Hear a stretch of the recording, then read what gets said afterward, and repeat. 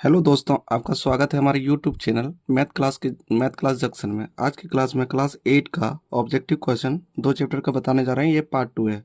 Part 1 में 1 से 10 तक बताया गया था। आज की क्लास में 11 से 20 तक बताया जाएगा।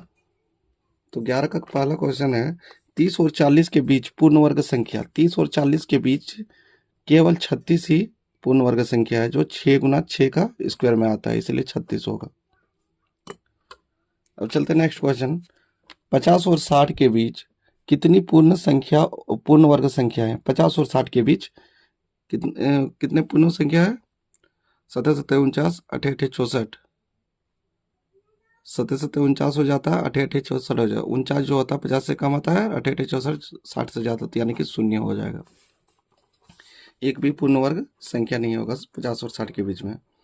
10 और 20 के बीच में कितने पूर्ण वर्ग संख्या होगा? 10 के बीच में 3 3 4 4 16, 5 5 एक होगा। 4 4 है 16 जो है 10 और 20 के बीच बीच में पूर्ण वर्ग संख्या है। यदि किसी संख्या के इकाई स्थान पर 1 या 9 आता है तो वर्ग संख्या के अंत में होता है। वर्ग संख्या के अंत में कितना होगा?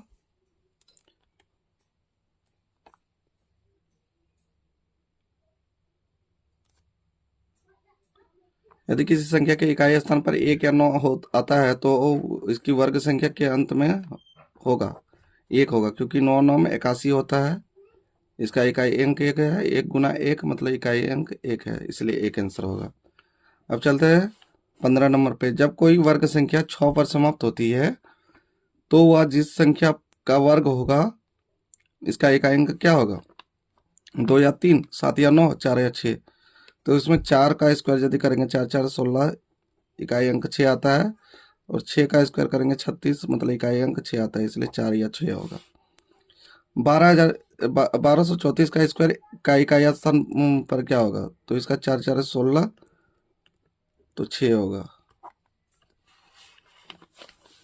60 के वर्ग में शून्यों की संख्या कितना हो गया? 60 का मतलब 3600 हो जाता है, तो शून्यों की संख्या 2 हो जाएगा। 400 के वर्गों का मतलब कितना होगा? 60 400 का